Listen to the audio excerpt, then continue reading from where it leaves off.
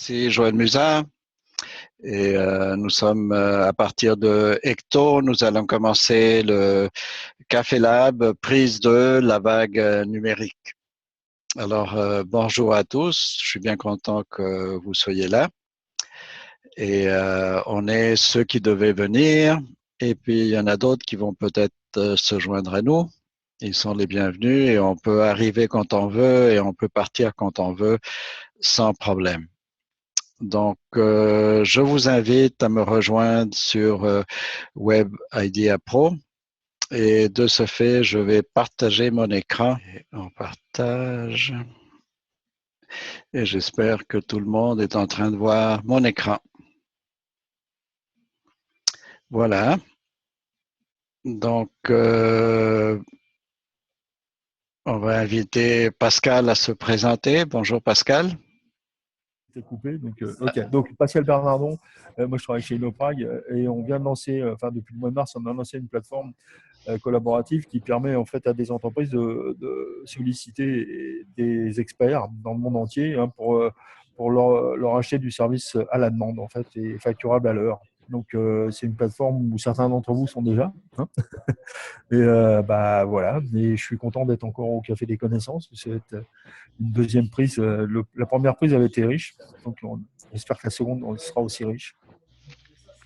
Excellent, merci Pascal. Alors, je vais inviter François. Alors, le micro est allumé. Oui, bonjour. Donc, moi, François Musard. Donc, je suis architecte et responsable numérique dans mon agence. Voilà, j'ai fait donc un master sur le BIM. Donc, c'est les outils qui permettent la transition numérique dans le bâtiment. Et donc, je suis à la recherche d'outils et de méthodes surtout pour réaliser cette transition dans le cadre de mon agence. Excellent. Et donc, je vais inviter Loïc. Oui, bonjour. En fait, InnoFrancept, moi j'ai une société qui travaille sur les problématiques d'innovation et avec une spécialisation sur la rupture. Et donc, on accompagne éventuellement des entreprises ou des organisations à se réformer. Excellent. Alors, c'est normal, Loïc apparaît sous mon nom parce qu'il utilise ma tablette, mais c'est pas grave. Il y a un Loïc, il y a un Joël. Aujourd'hui, on aura deux jumeaux. François, tu n'as pas mis ta bulle sur Web Idea Pro, là? Non, mais non, parce que j'étais sur Slack et je vais basculer, j'arrive. Ok. Non, je te taquine. Alors, voilà, je vous invite à me rejoindre sur la deuxième ardoise, espace de co-construction, octobre 2016. Et moi, j'ai déjà mis une bulle. Mais évidemment, le thème, c'est la vague numérique. Comme on est web. On va commencer comme toujours. On va lâcher la souris et on va fermer les yeux et puis on va inspirer puis expirer 3 fois. Puis on va commencer à mettre les bulles en silence. Donc, c'est parti.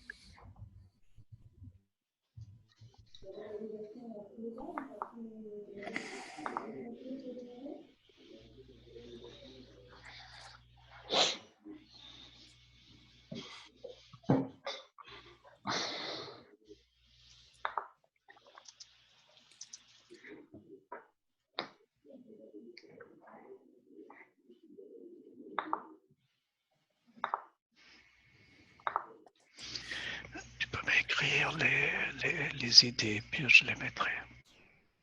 Ah, ok. Comme je vois pas ce que les autres font, c'est pas grave.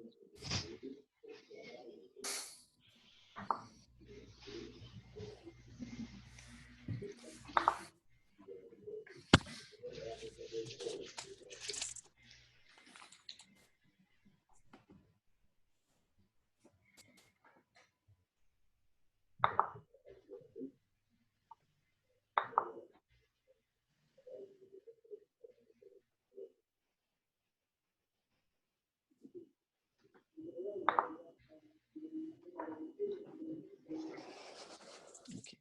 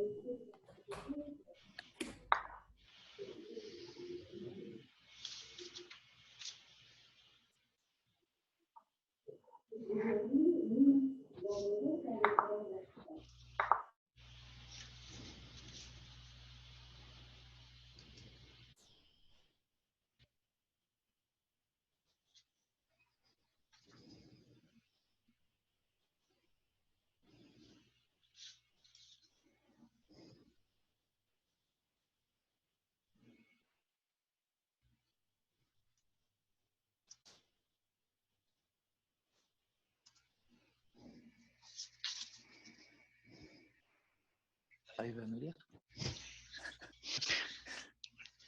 Tu pourrais faire une carrière de médecin. Exactement. Je suis presque docteur.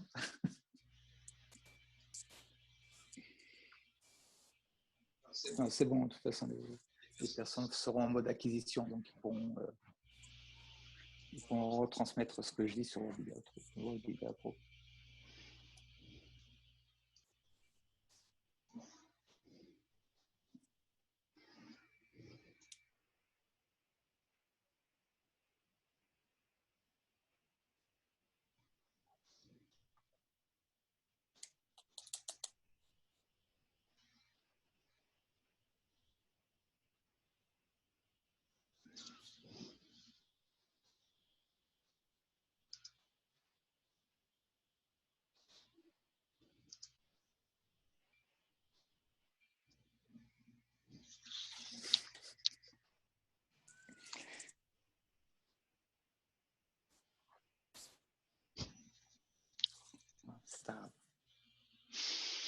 je vais l'abandonner.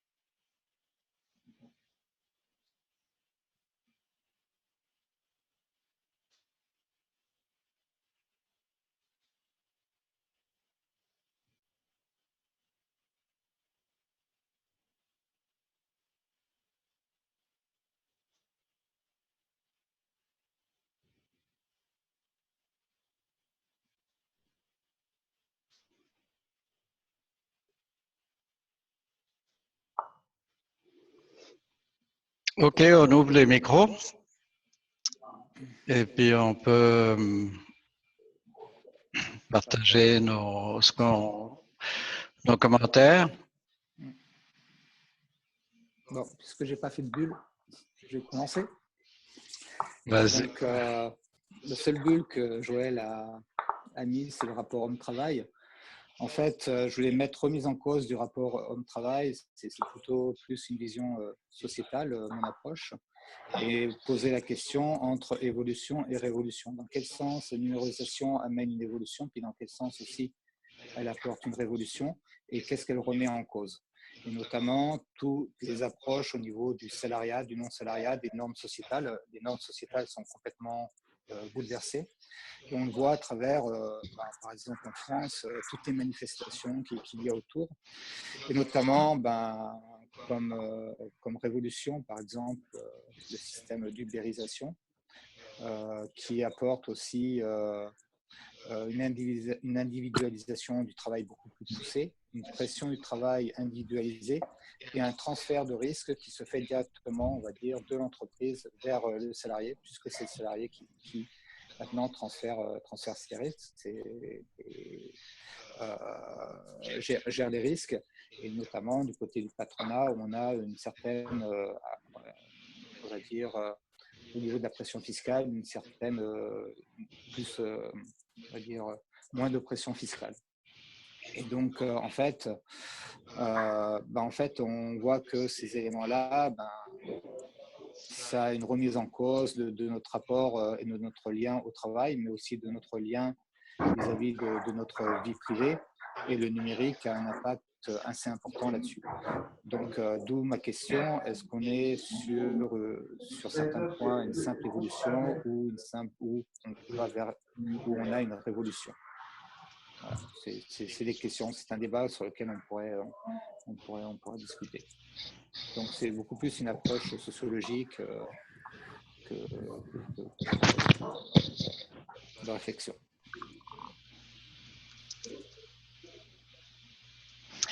Merci Loïc. Alors, je mets une bulle là pour résumer. Simple, révolution ou transition. Ça va? Évolution ou transition et révolution. OK. Donc, est-ce que quelqu'un veut réagir ou partager ses bulles?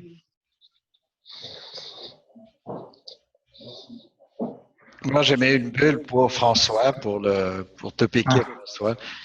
Se promener à l'intérieur de la maquette de l'idée. Tu as parlé de ça. Ouais. Et j'ai assisté à une présentation d'une compagnie qui fait des lunettes virtuelles là, pour justement se promener dans les idées. Et ça, c'est pas de la science-fiction, mais ça peut se faire maintenant. Et d'ailleurs, si tu veux, je peux vous mettre en lien avec cette entreprise-là. Mais c'est la possibilité justement, tu parles justement de travailler ensemble, bottom-up, pour les idées, les convertir en maquettes, puis se promener à l'intérieur. Et je trouve ça très intéressant comme perspective. Ouais, j'ai testé aussi la semaine dernière un casque où on se promenait dans une maquette numérique. C'était vraiment comme Spider-Man, on pointait des terrasses et hop, on était projeté, hop, on se déplaçait là. Sur un HTC Vive, donc on peut un peu se déplacer en même temps.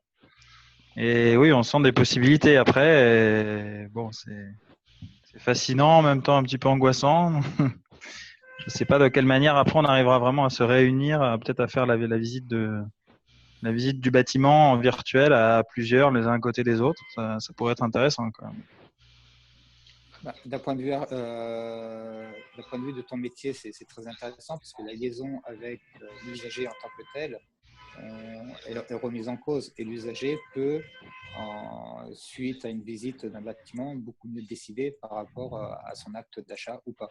Donc, et c'est vrai que ça serait assez intéressant parce que les architectes, on a souvent un problème un peu d'image ou de médiation. C'est toujours un petit peu compliqué d'expliquer les choses.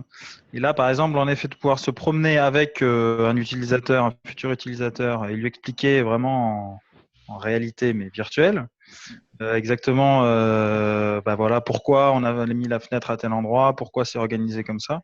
C'est sûr que ça va être beaucoup plus parlant, quoi. Ça peut être assez Mais on peut C'est aller, intéressant. on peut aller bien plus loin. Alors peut-être avec le HoloLens, je ne sais pas si avec les cartes de réalité virtuelle c'est possible. Je pense que oui. C'est que l'utilisateur pourrait faire un propre agencement de son acte. Par exemple, il pourrait avoir différentes options qui pourraient lui être proposées et puis il pourrait les mettre à l'intérieur de l'appartement qu'il veut acheter et à partir de là, voir ce que ça pourrait donner en termes de finalité. Ah oui, si le visite vide en Voilà, réalité augmentée là. exactement. Et en même temps, si tu veux, ça permettrait de dire, bon, bah voilà, je veux tel réfrigérateur. On peut proposer par exemple 3 ou 4 types de réfrigérateurs qui peuvent être proposés dans le pack de l'achat de l'appartement. Et l'utilisateur pourrait mettre, OK, je mets le réfrigérateur là, je mets telle chose à tel endroit, je choisis telle ou telle chose. Il a une vision globale 360 degrés de son acte d'achat. Et au final, il sait ce qu'il va acheter.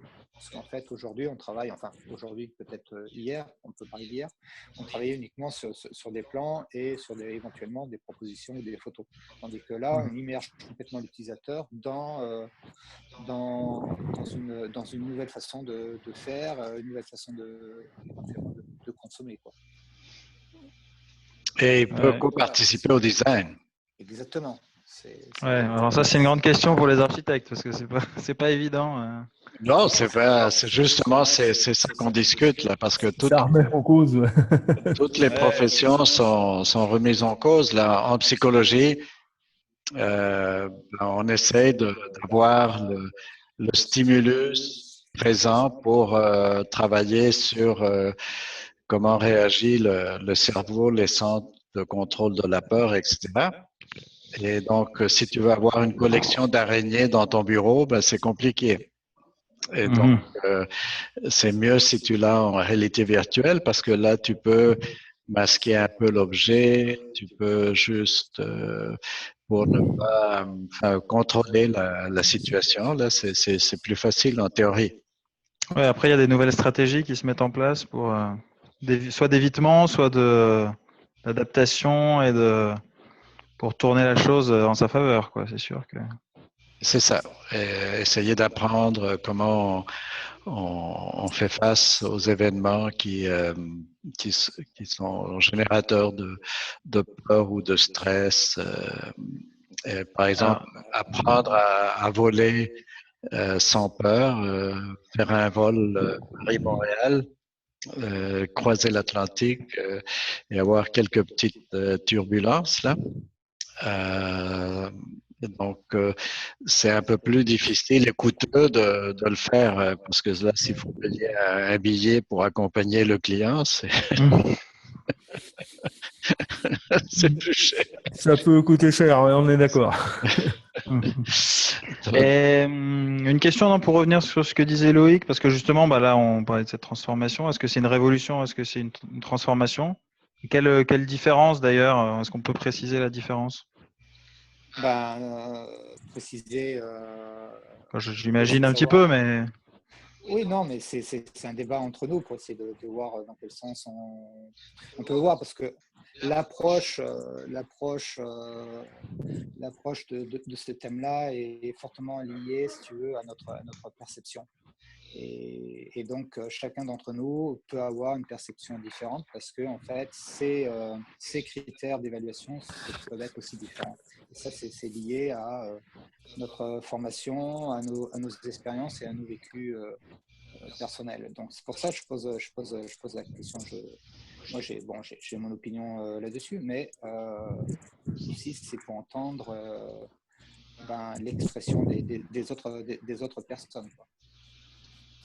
Non, mais transformation, je pense qu'il y a un minimum. Après, à quel moment on se dit tiens, mais en fait, c'est pas une transformation, c'est une révolution. Je me demande justement, est-ce que de voir que là, ça y est, on a l'imprimante 3D là qui tourne depuis 2 mois, quasiment 24 heures sur 24. Bon, plus pour des petits projets personnels, mais on commence à faire des trucs pour l'agence. On voit un petit peu là, il y a une équipe aujourd'hui qui travaillait pour faire que les ingénieurs. C'est pour ça que je mettais des bulles sur travailler avec plusieurs entreprises. Donc là, on essaye de faire travailler sur Google Doc nos co-traitants, donc des ingénieurs qui doivent faire des notices techniques. Et donc, on leur fait on leur fabrique des tutoriaux pour pour essayer de les encourager parce que souvent, il y en a certains la phase d'avant qui sont repassés sur Word au dernier moment. Et donc, à quel moment on se dit que ça, c'est travailler comme ça? Est-ce que c'est une transformation? Est-ce que c'est révolutionnaire? Ça veut dire quoi? Ça veut dire qu'on repartirait de zéro sur nos processus, peut-être. Là, on continue quand même à faire chacun nos notices dans nos coins. Enfin, pas dans nos coins parce que ça sera sur Google Doc, mais…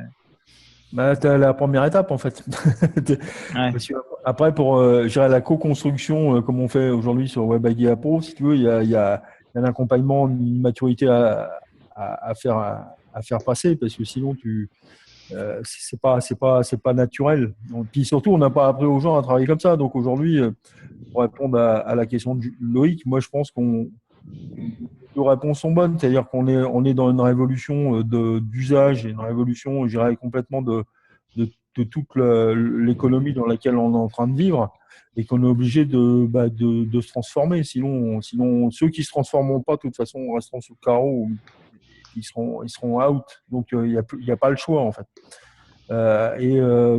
Pour revenir aux premières réflexions sur les phénomènes d'ubérisation, ok, l'ubérisation peut être sauvage, peut être antisocial, peut être tout ce qu'on veut, mais je dirais, si on peut la prévoir, on peut avoir une éthique aussi dans ce modèle-là, parce qu'aujourd'hui, c'est ce qui est en train d'arriver. Je dirais, les slashers, je ne sais pas si vous avez entendu parler des slashers, ou des personnes comme vous et moi qui travaillons pour une ou plusieurs entreprises à un moment donné, ou à la suite l'une de l'autre, parce que c'est la vie qui va être comme ça. On sait très bien, dans tous les pays, en tout cas industriels, qu'on n'aura pas de quoi donner du travail à plein temps à tout le monde dans les années qui viennent. Donc, il faut inventer des méthodes de travail et surtout, il faut changer de modèle pour la rémunération de ce travail. Aujourd'hui, on rémunère l'emploi. Demain, il faudra qu'on rémunère le travail, ce qui est différent. Ça, c'est une vraie révolution, par contre. Oui, ça, c'est une vraie révolution, mais c'est là où il faut aller. Parce que comme tu n'auras pas les moyens, parce que les robots vont arriver. Aujourd'hui, les robots bientôt vont faire 25% de notre travail. 25% de notre travail, si tu te mets sur une semaine, on va dire, standard, ton lundi, tu fais rien, et le mardi jusqu'à 10h, tu fais rien. C'est le robot qui bosse pour toi. Qui te paye pendant ce temps-là, qui paye ta retraite, qui paye ta sécu, et comment le sens qu'on donne à ton travail, à quoi tu vas servir, qu'est-ce que tu vas apporter, qu'est-ce que tu dois apporter de nouveau. Donc il y a tout l'aspect psychologique et sociologique qui est vachement important, si tu veux, de travailler avec ce que moi j'ai appelé dans un article que j'ai écrit les collaborateurs du troisième type, c'est-à-dire des robots. Comme tu dis, ton imprimante 3D, elle marche depuis 24/24, depuis 3 mois. Ah ouais, elle fera jamais grève. Hein. La seule chose qui pourra lui arriver, c'est une grève d'électricité et une panne d'électricité. Elle était un peu endommagée, mais bon, on l'a réparée. Ouais, c'est ça. Ou alors un manque de matière première pour qu'elle imprime, mais sinon tu es tranquille. Donc, c'est vraiment, il y a vraiment, c'est là où il y a le côté révolutionnaire, comme le précise Loïc. Mais aujourd'hui, les gens qui veulent aller contre ça, ils vont avoir du mal, je pense. Alors, ça ne veut pas dire qu'il faut laisser tout faire. Je pense que justement, si on est conscient de ces changements profonds, je pense qu'il faut participer à la construction de ce que sera le monde de demain et surtout, quel est le sens et l'éthique qu'on veut tirer de tout ça. Parce que demain, aujourd'hui, c'est 25% du temps de travail qui est fait par des robots. Demain, c'est 50%. Et donc, pendant ce temps-là, tu fais quoi? Alors moi, j'ai de quoi m'occuper personnellement, mais comment je me nourris après? C'est la difficulté. Là. Ah, tu fais tes légumes. Ouais, mais il y a des endroits où c'est pas facile. Ouais. Sur une baignoire, c'est un peu juste. Je suis d'accord avec toi. Je voulais en arriver à une approche sociologique, éthique, philosophique. Parce qu'en fait, je pense qu'il y a énormément de réflexion à se faire à ce niveau-là. Et en fonction d'où on est, on n'a pas forcément toujours cette vision-là. Et on peut rajouter, par exemple, on est en entreprise, on va avoir une vision de management. Donc, on va travailler sur la logique des processus, sur l'optimisation et ainsi de suite. Mais si on est en tant qu'usager, on va avoir une autre vision. Et donc, en fait, entre la différence entre transformation et puis révolution, ça dépend du positionnement où on est. Je prends par exemple l'innovation. L'innovation, on peut l'avoir du côté usager, comme on peut l'avoir du côté de l'ingénieur. L'usager ne verra pas, par exemple, pour un produit X, on va prendre une voiture. Pour l'usager, pour lui, peut-être, ce sera mettre la voiture électrique, ce sera simplement une simple évolution dans son acte d'utilisation quotidien. Mais pour un ingénieur, ça pourrait être une révolution parce que ça met en place tout un ensemble d'éléments d'acquisition, de concepts, de connaissances et de nouvelles façons de faire.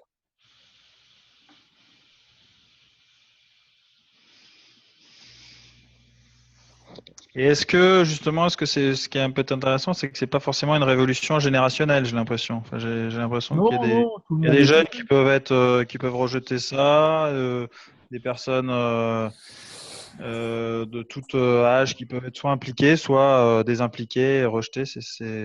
Quels sont les profils qui sont pourquoi tout d'un coup on se dit tiens, ça peut être bien en effet. De toute façon, ça avance, donc en effet, il faut y aller ou.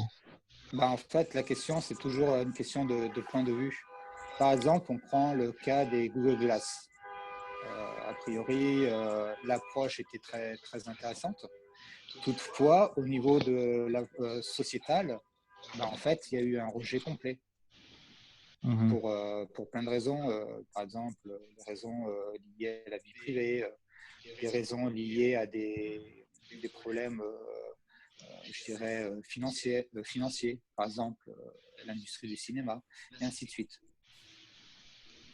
Mais par exemple, pour une approche, on prend le cas de Rand Xerox ou d'autres qui font des interventions à distance, avec Google Glass, ça pourrait être très, très, très, très intéressant pour eux, puisqu'en fait, ça pourrait, à travers ça, les ingénieurs pourraient aider le technico-commercial ou le réparateur qui va réparer une imprimante. C'est marrant parce qu'on a toujours dit que les nouvelles technologies étaient poussées par les usages personnels et qui après revenaient dans l'entreprise.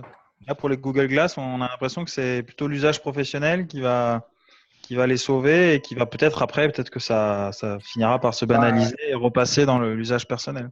Google était en avance, à mon avis. Ça peut être la même chose avec les casques de réalité virtuelle. Parce qu'au fond, est-ce que tu vas te balader avec ton casque de réalité virtuelle sur ta tête dans le métro? Non. Ou est-ce que tu vas avoir, je ne sais pas moi, un gros sac avec un ordinateur et puis dans le métro, tu vas mettre ton casque de réalité virtuelle? Donc, en fait, la question est de savoir où dans la chaîne de valeur, où ça va se situer. Et dans les usages aussi. Mais ça, comme les imprimantes 3D, c'est vrai que souvent, maintenant, c'est plus les entreprises, on a l'impression, qui portent ces technologies que le grand public, alors que c'est vendu pour le grand public, ça a été vendu à l'origine pour le grand public. Et les usages se font peut-être plutôt dans le monde professionnel, mais peut-être qu'il y a une maturité technologique qui doit arriver et qui va faire qu'un jour, ça va arriver chez tout le monde. Les professionnels ont vu tout de suite le gain, je dirais. Quand tu regardes que maintenant on arrive à faire des bâtiments, ils arrivent à faire des maisons avec des imprimantes 3D avec du béton. Je dirais l'entreprise de bâtiment a vu tout de suite l'impact, je dirais, de productivité puis de gain qu'elle pouvait faire sur le sujet. Donc, pour moi, les Google Glass, Google est en avance de phase sur le marché, que ce soit pour le monde du professionnel ou personnel. Donc, c'est pour ça que ça n'a pas décollé. Mais la technologie va revenir aujourd'hui par le professionnel, parce que comme dit Loïc, quand tu fais de la logistique ou quand ou demain dans la médecine peut-être ou ce genre de choses, ça va faciliter la vie. Et là, pareil, je dirais, aujourd'hui, est-ce qu'on peut aller contre les évolutions? Je dirais, quand les voitures sont arrivées, les fiacres à Paris, ils gueulaient en disant ouais, c'est de la concurrence déloyale et ainsi de suite. Mais bon, les taxis sont arrivés. Donc aujourd'hui, la quasi-totalité, parce que moi j'ai fait une carte là-dessus, des métiers sont, entre guillemets, ce qu'on dit ubérisés. Mais en fait, c'est pas, ça peut être une opportunité. Pour moi, c'est une opportunité parce que les notaires sont en train de se remettre en question. Toutes les professions dites protégées comme ça, qui est un truc comme ça, elles sont en train de se remettre en question en disant qu'est-ce qu'on va apporter de plus à nos clients. Les architectes. Oui, est-ce que le process où il en est, quelle est vraiment notre valeur. Mais aujourd'hui, regarde, aujourd'hui, tu prends un truc tout bête, les appareils photo. Hein, donc, tout le monde peut faire des photos de qualité maintenant avec son appareil photo, avec son iPhone ou son Android dans la poche. Le métier de photographe, il en a pris un petit coup quand même. Donc, il faut apporter un truc en plus. Donc, moi, je vois mal, si tu veux, le fait que des populations importantes, quels que soient les pays, fassent un coup de frein là-dessus, parce que les autres, ceux qui choisiront pas ce chemin-là, pousseront le bouchon en disant, bah tant pis, tu seras moins productif, tu seras à côté de la plaque. Moi, je pense qu'il faut mieux prendre le truc à bras le corps et puis se positionner en disant comment l'être humain, qu'il soit dans sa vie personnelle, sociale ou professionnelle, s'inscrit dans ce nouveau mode d'interaction avec les autres. Et quel est le sens qu'il donne à sa vie, et que ce soit professionnel ou privé. C'est là l'important. Moi, si tu veux, aujourd'hui, on bosse 5 jours sur 7 dans nos métiers, en tout cas aujourd'hui, parce que c'est pour nous nourrir, hein, faut pas l'oublier. Je suis désolé de ramener ça. Ok, demain, il y a des robots qui font 80% de ton boulot.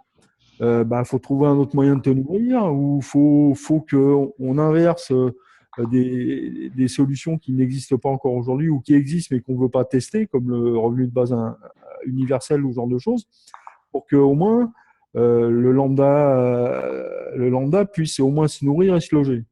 Hein. Et après, s'il veut du plus, il trouvera de l'activité.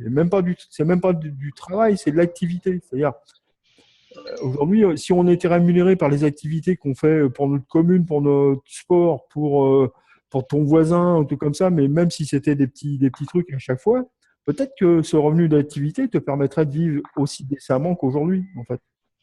Mais c'est un changement de paradigme. Enfin, moi, je l'analyse comme ça aujourd'hui. Hein. Oui, c'est ça. Mais justement, la difficulté, c'est de développer de nouveaux schèmes mentaux. Ouais, c'est vrai, c'est ça, ouais. Et ça, c'est extrêmement difficile. Le travail aujourd'hui suit le modèle du schème de production à la chaîne. Et même si on dit l'industrialisation est terminée il y a longtemps, mais on continue à faire du travail à la chaîne, même c'est la même chose dans les bureaux, etc. Ouais, c'est ça, ouais. Et on voit par exemple des nouveaux systèmes de travail. Ici, on est dans un centre de coworking et il y a toutes sortes d'entreprises qui sont ici en train de travailler, de collaborer à côté de nous. Et donc, ça n'existait pas il y a un certain temps. Mais ce monde-là a réussi à changer leur paradigme mental. Et, mais si on voit les phénomènes comme le Brexit ou l'irruption de certains candidats chez nos voisins, c'est du monde qui voudrait encore travailler à la chaîne dans les usines de production automobile, etc., etc. Et c'est toutes des productions économiques qui sont en perte de vitesse. Là. Ouais. Donc, comment on va gérer tout ça? Là, on le saura avec le programme des candidats à la présidentielle. Voilà, tu rêves. Tu rêves. Il n'en parle pas, mais... non, mais c'est vrai que c'est un problème. Hein, il n'en parle pas, mais ce qu'on voit, par exemple, c'est l'apparition des morgues, par exemple. Ouais. Et ça, c'est une révolution. Ça change complètement la nature de l'université, des écoles, et ça socialise le savoir. Et, On peut, oui. Oui et non, ça dépend comment on va le voir. oui, En fait, vas-y, dis-le. le MOOC en tant que tel, on peut le suivre et ne pas l'approfondir. Donc, ça reste simplement un simple apprentissage. Tandis qu'à l'université, on t'oblige à vraiment travailler. Donc, il y a deux approches du MOOC sur lequel on peut réfléchir et qui peut poser problème. Le MOOC en tant que démocratisation de l'université qui permet à tout un chacun de pouvoir suivre des cours diversifiés et éventuellement continuer à apprendre par la suite. Et ça laisse supposer de revoir tout le principe d'apprentissage et de motivation. Et puis le MOOC comme une simple évolution ou formation dans le cadre de ton métier professionnel. C'est ça, mais je vois par exemple Google et Apple qui font des espèces de MOOC de programmation. Et récemment, Google a mis sur l'Internet une façon d'apprendre la programmation pour les enfants de façon extrêmement ludique. Mhm. Et ça, pour moi, c'est une révolution.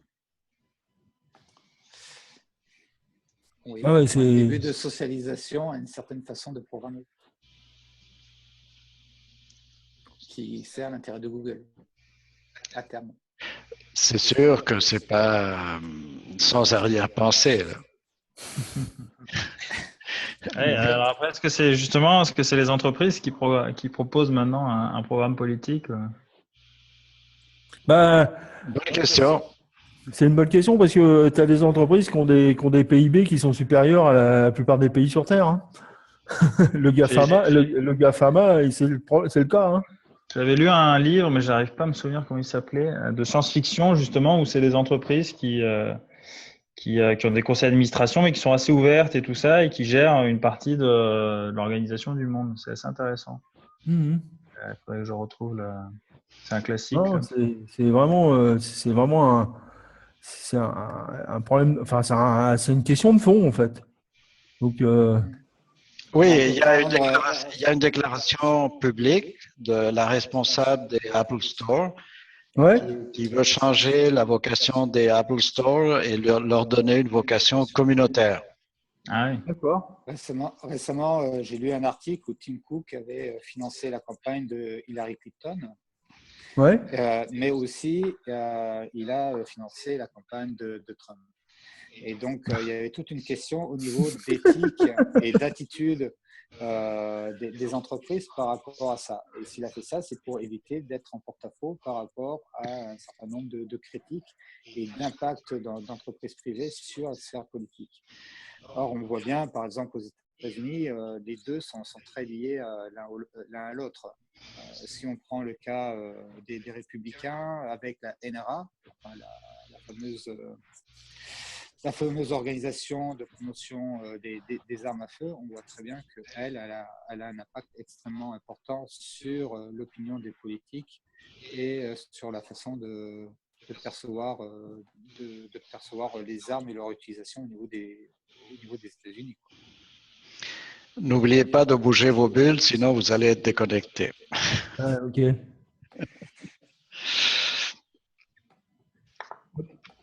Donc, je trouve ça extrêmement intéressant. Mais c'est à l'événement qu'on fait le 24, c'est ça dont on va parler en fait, parce que sur la plateforme qu'on a mis en place, beaucoup d'entreprises que je rencontre moi, en ce moment me disent mais vous êtes en train d'ubériser le métier.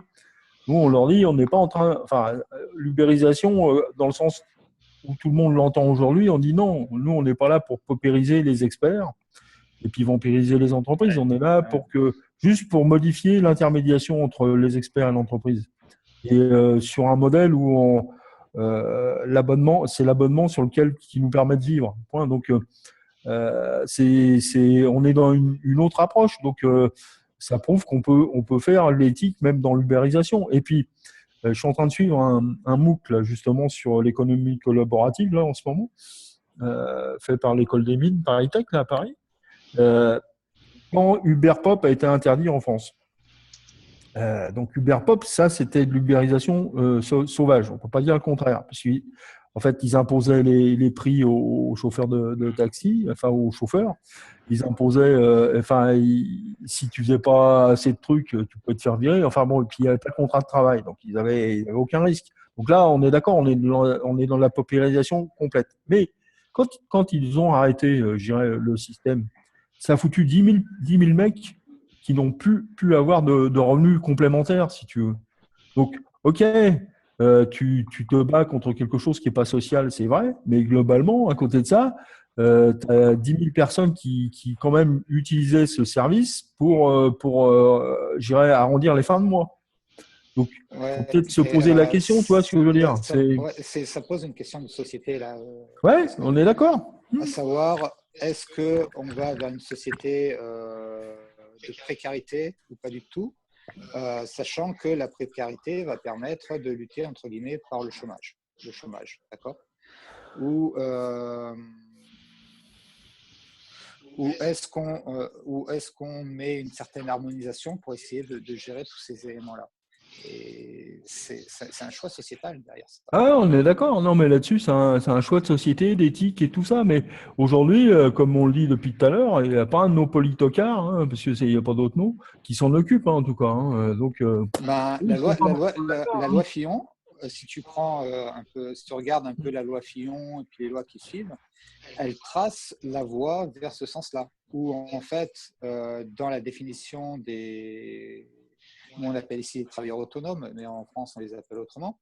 En fait, c'est une concrétisation de cet état de fait, c'est de dire, bon, ben voilà, vous voulez pas rester au chômage, mettez-vous à votre compte et puis essayez de vous débrouiller par vous-même. Ouais, mais la loi El Khomri en France, qui est devenue une connerie maintenant, au départ, le sens était dans le sens aussi de ce que tu dis, c'est-à-dire que il prévoyait, il y avait le compte, le CPA, le compte d'activité là, personnel d'activité, qui permettait justement d'avoir un statut où tu pouvais cumuler des points pour assurer un peu de chômage si tu as un moment où tu n'as plus d'activité, pouvoir te former et ainsi de suite.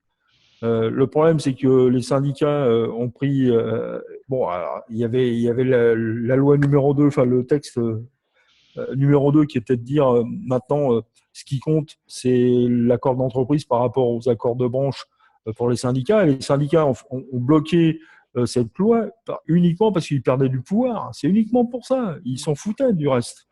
Ils n'ont jamais défendu, ils se disaient défendre les salariés, mais ils défendaient plutôt leurs précarés, si tu veux, alors qu'ils ne représentent rien.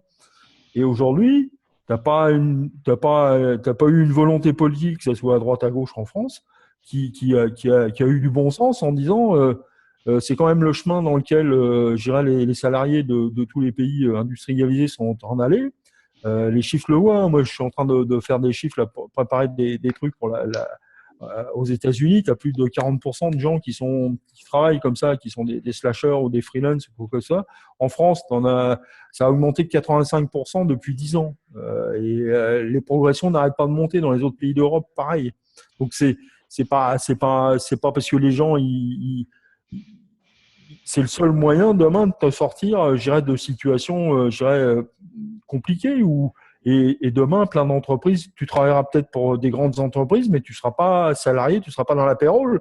Après, est-ce que c'est important si à côté de ça, tu as quand même une couverture, un minimum de couverture sociale et tout ça, c'est bon. Il faut que ça s'équilibre dans tous les sens. Oui, mais aujourd'hui, il n'y en a pas un qui prend le truc à bras-le-corps en disant faut qu'on s'en occupe parce que le CDI et le CDD, ça ne veut plus rien dire. Est-ce que justement, si à force de refuser cette transformation, de la repousser, est-ce que c'est là où justement on arrive à la révolution ? Peut-être. Ouais, c'est ce qui se passe aussi parfois, quoi. C'est-à-dire qu'à force, je sais pas, en 1789, à force de s'enferrer dans une logique qui fonctionne plus. Voilà, ils ont plus de pain qui mangent de la brioche, quoi, c'est ça. Tombe, et puis voilà. C'est ce que disait Marie-Antoinette. Hein. Les pauvres n'ont plus de pain, mais qui mangent de la brioche. Donc la révolution, c'est plus ça découle plus peut-être d'un état de la société. Et la transformation, elle est là parce que c'est les outils. Bah, les outils favorisent les choses, mais après, l'outil ne fait pas tout. La Si tu veux. la révolution sera là que si. Là, il y a trois phénomènes dans les outils, enfin, dans Voilà. les outils qui nous ont aidés. C'est la Voilà, on connectivisme. parlera peut-être. Tu as le connectivisme. Maintenant, tu peux te connecter de partout, ou presque. Tu as la sérendipité. D'ailleurs, tu passes d'un truc à un truc, et puis d'un seul coup, ça te donne une nouvelle idée. Tu peux faire des choses. Le troisième, c'est la synchronicité, en fait. Paf, d'un seul coup, tu as des. Donc, tous les usages numériques qu'on a à notre portée de main aujourd'hui, à travers notre téléphone, permettent, tu peux bosser de chez toi, tu peux bosser dans le métro bientôt, dans certaines stations. tout le monde n'a pas du Wi-Fi dans le métro encore. Et puis, dans des tiers-lieux ou quoi que ce soit. Donc, ça remet je dirais, à plat des modèles qui datent quand même du 19e, 18e, 19e siècle. Hein.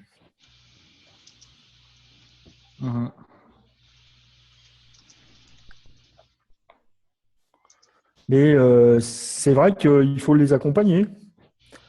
Et surtout, faut en parler parce que moi, j'en parle autour de moi. Nous, autour de la table, enfin, autour de la table numérique sur laquelle on est conscient de ça parce que ça fait un moment qu'on est dedans, puis c'est nos métiers, on approche dans ces métiers-là. Donc, moi, quand j'en parle autour de moi avec mes amis, ils tombent des nues, même avec mes mômes, si tu veux. Quand je leur dis, faut vous préparer à avoir une vie qui sera pas, je reste toujours, je veux changer de boîte, j'aurai que des CDI, tout comme ça. Oublie ça. Demain, tu auras peut-être un CDI 2 ans, après tu auras 4 CDD, après tu seras freelance, après tu seras bénévole, après tu seras je ne sais pas quoi, et puis un jour tu seras peut-être retraité, mais si tu te payes ta retraite. Hein, c'est bon. Il faut faire un programme alors. Voilà. Ouais. En fait, je peux résumer le discours de Pascal, il faut être à la mode avant que la mode ne soit. C'est pas une question de mode pour moi, si tu veux. Pour moi, c'est pas un effet de mode, c'est un effet de fond. On est au-delà de l'effet de mode pour moi. C'est un effet de fond qui est en train d'arriver.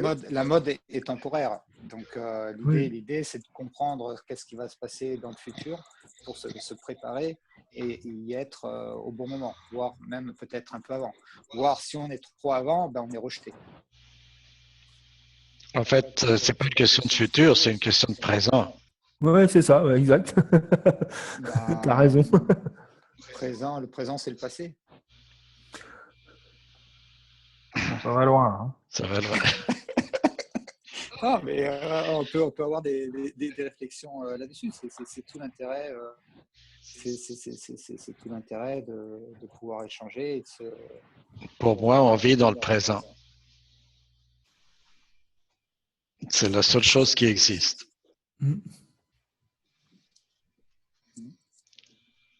Mais déjà, si on est ici à Ecto, c'est parce qu'il s'est passé des choses. Là. Tout ce monde-là qui est en train de bosser, là, ils sont, comme disait Pascal, à 3/4 des freelance. Mais ils n'ont pas pris conscience qu'il fallait qu'ils achètent leur retraite. Là. Et là, il y a certains pays de l'Amérique latine que je n'aimerais pas, là, qui viennent de faire des démarches, parce que là, ils commencent à voir que là, ils sont à la retraite et ils reçoivent 3 sous. Et ils ne se sont pas préoccupés, là. D'accord. Donc, comme disait François, il faudrait faire une application là, pour gérer sa retraite. Là. Ouais, mais comment tu vas gérer ta retraite si tu es dans une économie de précarisation? C'est toute la difficulté, c'est tout le défi et l'enjeu actuel. Il faut d'une certaine façon la gérer, parce que là, c'est pas l'État qui va te faire ça. Là. Et c'est pas les entreprises.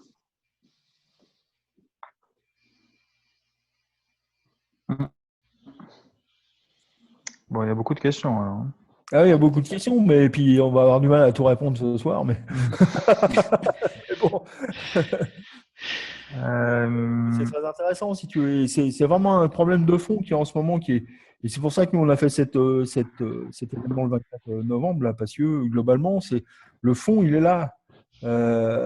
Et C'est quoi cet événement? J'ai pas entendu parler. le 24 novembre, je peux t'inviter, il n'y a pas de problème.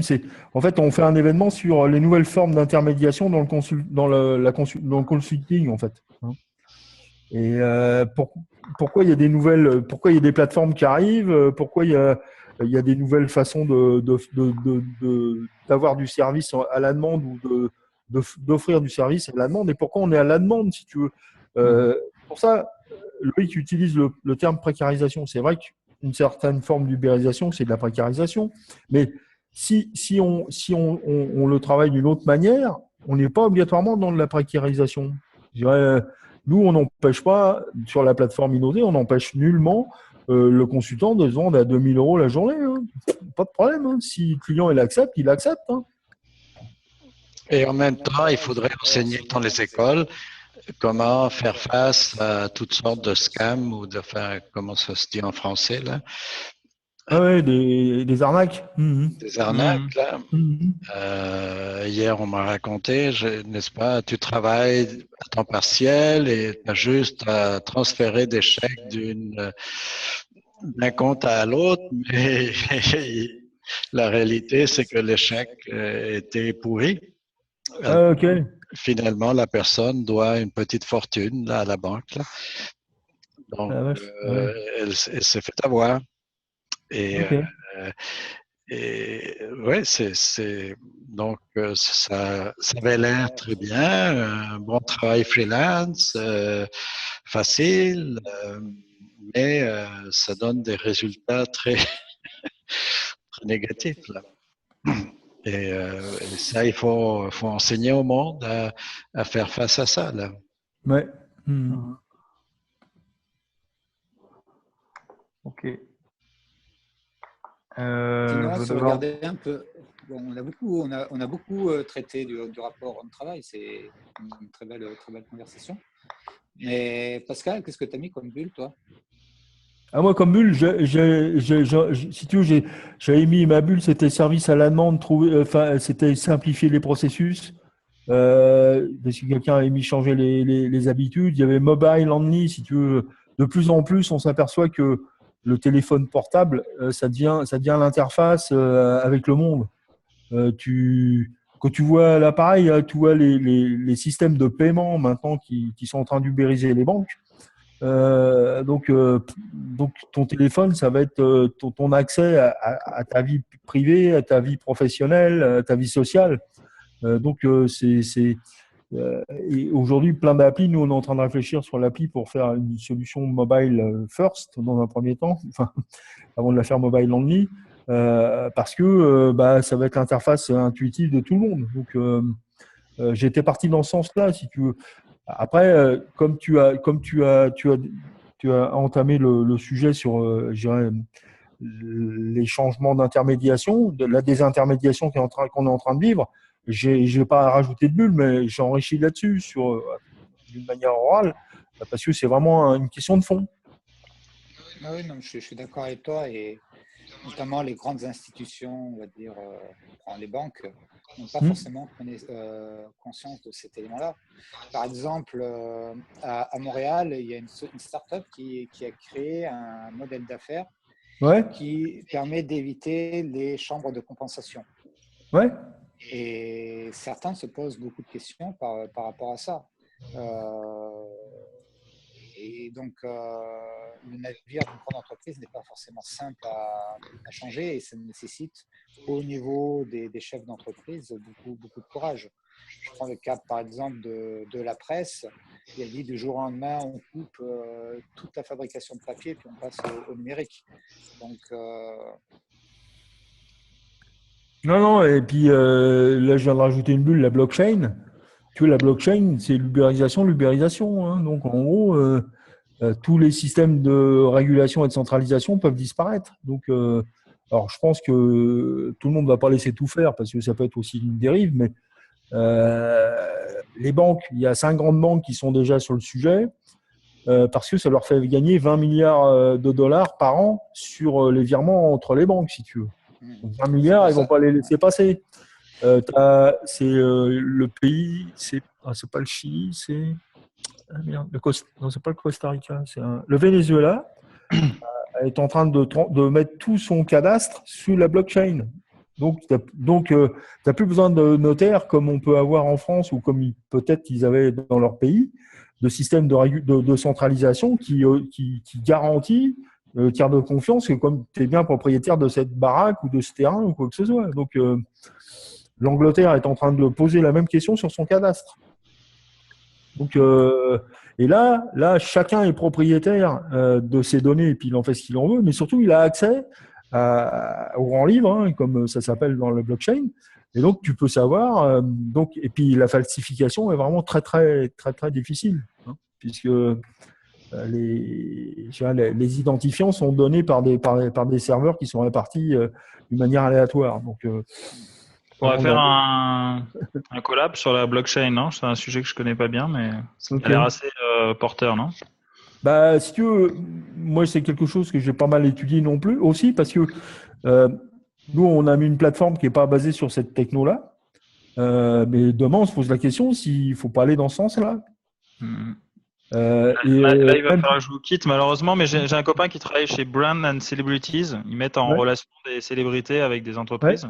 Et justement, ils travaillent une plateforme super intéressante derrière. Et un des gros sujets, c'est la résolution des contrats pour signer les contrats le plus vite possible. Et donc, en effet, les blockchains, je pense que c'est le genre de choses qui peut les intéresser, quoi. Ouais, je vais devoir y aller, moi. J'ai un rendez-vous après. Merci en tout cas pour ce collab très intéressant comme d'habitude.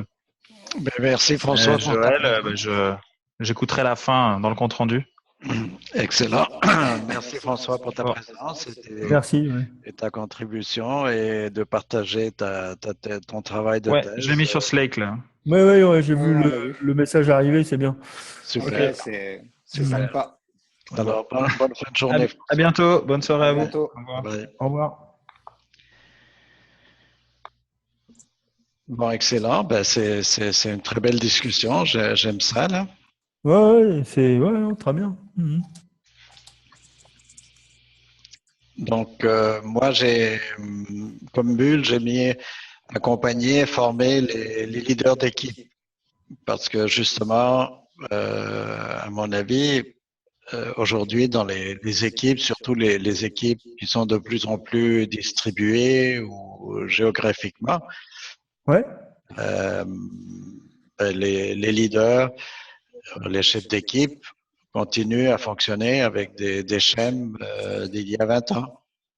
Ah, ça c'est sûr, ça, je le confirme. Et donc,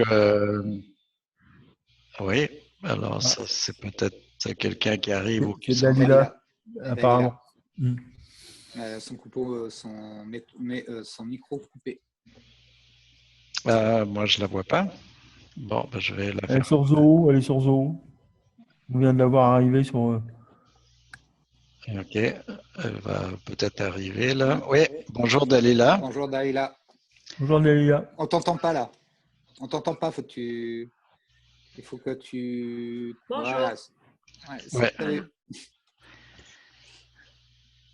Bon, tu arrives après un grand débat philosophique, on va dire socio, manage, éthique, philosophie, économico.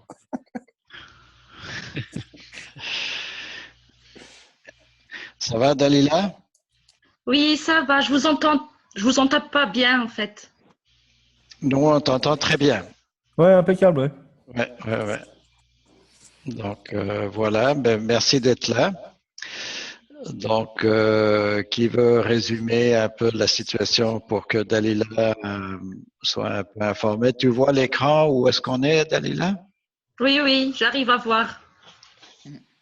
On a beaucoup discuté sur le rapport homme-travail et sur l'impact sociétal que ça peut engendrer, notamment le phénomène d'ubérisation, de paupérisation et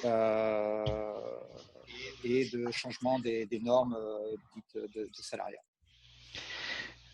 C'est ça. Toi, tu avais parlé dans la précédente rencontre que les possibilités numériques avaient rendu la vie plus facile pour ta nouvelle formation. Oui, tout à fait. Pas uniquement, hein. Ma nouvelle formation et ma formation d'avant, hein, c'est-à-dire bon que avec le numérique, on peut accéder en fait à la formation à n'importe quel moment de sa vie, quoi. Enfin, c'est pas le fait que j'ai arrêté, non, mais j'avais terminé mes études assez tôt, à 23 ans. Après, j'ai commencé à travailler et puis après, ça m'a permis de reprendre et de percer encore plus loin, hein. Puisque j'avais fait un master quand j'avais 35 ans et puis maintenant, je me suis arrêtée, j'ai fait un autre enfant, etc. Et après, pour poursuivre en thèse, ça m'a pas empêché et le numérique vraiment ne m'a pas empêché de poursuivre. Voilà, c'est ce que je voulais dire la dernière fois. Ben, excellent. Parce qu'on avait une discussion sur les MOOC. Et moi, je disais, c'est une façon de démocratiser la formation. Mais toi, tu dis que oui, ça te permet de te former à distance. Oui, tout à fait, tout à fait. Les MOOC, j'en ai suivi hein, pas mal de MOOC, hein, quand je peux, bien sûr. En tout cas, ça permet d'apprendre en continu. Tout à fait. En continu et... Oui, je disais, les MOOC ont un avantage, c'est que tu peux être en formation continue, donc suivre un ensemble d'enseignements, mais que tu ne vas pas forcément approfondir en tant que tel. Et l'approche des MOOC aujourd'hui est quand même assez superficielle, puisque l'intérêt d'un MOOC, c'est de disséminer une formation au plus grand nombre. Donc, la question qui se pose derrière ça, c'est que quand tu as besoin d'une spécialisation vraiment poussée, est-ce que le MOOC peut être intéressant ou est-ce que c'est pas mieux d'être sur un présentiel en université? Pardon? Alors là, oui, je disais que le MOOC a quand même une certaine superficialité. Non, j'ai mal à superficielle, on va dire ça comme ça, oui. Dans le cadre de son apprentissage, puisqu'en fait, il s'adresse à un plus grand nombre. Donc, en fait, l'approche en tant que telle, en termes de communication puis en termes de savoir, est quand même, à mon sens, assez légère. Par contre, si tu recherches une spécialisation en tant que telle ou quelque chose de très très précis, je ne sais pas si aujourd'hui les MOOC ont la capacité à répondre à ce besoin-là. Donc, c'est une question importante. Et derrière ça ben, se joue le modèle économique. Mmh. Par exemple, j'ai suivi des MOOC sur le design thinking ou récemment encore sur l'école des mines sur la conception par l'innovation. Autant dans le design thinking, on avait une approche vraiment très très généraliste et très très basique du concept. Autant dans l'autre, on avait une approche beaucoup plus précise en tant que telle. Et donc, on touchait pas forcément la même population. Ouais, après, mais attends, je termine. L'autre question après du MOOC ou après des vidéos, c'est de savoir quel est ton investissement personnel tu es prêt à faire pour lire toute la documentation. Parce qu'un MOOC, ça peut durer 5-10 minutes, mais derrière ça, il y a tout un travail de fond à faire en termes de recherche de littérature. Et là encore, la question, c'est quid de la motivation de la personne. Tout à fait. Et enfin, quid de l'évaluation, puisqu'en fait, ce ne sont pas des professeurs qui évaluent, mais c'est un ensemble d'individus, et tu ne sais pas parmi ces individus qui est un expert et qui n'est pas un expert. Donc, ça pose beaucoup de problèmes et beaucoup d'interrogations sur après le certificat que tu peux obtenir ou pas du MOOC en tant que tel. Mais je pense qu'on peut reconnaître facilement hein, l'expert. Hein. Je pense. Hein. Moi, j'avais commencé à suivre, je me rappelle, un MOOC il y a 2 ans. Et j'ai pas aimé l'approche, j'ai pas aimé la personne qui présentait. Du coup, je me suis arrêtée, j'ai abandonné parce que ça m'a C'est pas ce que je cherchais. Ok, d'accord. Mais en même temps, si tu étais à l'université, tu as rencontré ce même prof, est-ce que tu aurais arrêté ton cours ou est-ce que tu aurais continué? Ça, c'est une bonne question. Tu comprends? Ben, on change de prof là, quand on découvre que ça vaut pas Oui, la peine. tout à fait. Donc, quand tu es à l'université, tu suis une formation, elle est, tu l'as payée. Donc, le prof que tu l'aimes ou que tu l'aimes pas, Tu changes, tu as un certain temps pour changer, là, puis Oui. tu le fais, là. donc bon, Bon, c'est des interrogations sur les modes sur lesquels je me pose actuellement. Mais comme toutes les nouvelles, les nouveaux usages, on mais pourra les organiser. Il faudra organiser ça de façon à ce que ça fonctionne de la meilleure façon possible. Par exemple, ce qu'on est en train de faire est une façon de nous former. Et c'est ça que j'aime à chaque rencontre. Moi, j'apprends beaucoup, beaucoup. Et donc, j'aime ça. Et, mais c'est pas tout le monde qui trouve ça facile, par exemple. Non, mais nous, mais on a je une pense qu'on peut conception pas. biaisée, Joël, parce qu'en fait, ça fait des années qu'on travaille là-dessus. L'approche du travail en temps réel, de la collaboration, comme on le fait, on connaît bien ses avantages et aussi ses inconvénients. Après, pour d'autres personnes qui sont en mode découverte, il faut créer des attitudes pour qu'en fait, elles soient encore plus ouvertes et qu'elles puissent après développer l'usage et utiliser la technologie. Et ça, c'est pas évident. Et Donc, c'est pour ça qu'on est un peu biaisé à notre niveau, je pense. non, mais peut-être, mais il n'empêche que. Attends une seconde, Pascal, il y a un nouveau usager qui est Pardon. présent, Ok. mais qui a fermé son vidéo. Bonjour, est-ce que vous voulez vous présenter? S'il a le micro ouvert. Hello, Oui, bonjour. c'est Virginie qui est là. Ah, vous me voyez pas? Moi, je me vois, Non. mais Non. Voilà. Virginie. Ok, là, on te voit. c'est bon? Tu me vois? Oui, Ouais. oui. Ok, bonjour Virginie. Bonjour, je suis désolée de vous rejoindre que maintenant, mais malheureusement, j'ai eu quelques impératifs familiaux et puis voilà, me voilà, mais juste maintenant. C'est bien, justement, Dalila vient de commencer à participer et c'est bien, on arrive quand on peut. Donc, tu es la bienvenue. Merci. Alors, voilà, on est en train de beaucoup discuter sur les aspects humains et sociologiques des nouvelles transformations, la vague numérique, en quoi elle consiste, et puis et qu'est-ce que ça peut provoquer comme transformation dans notre travail et quelles sont les conséquences sociales et comment on réorganise.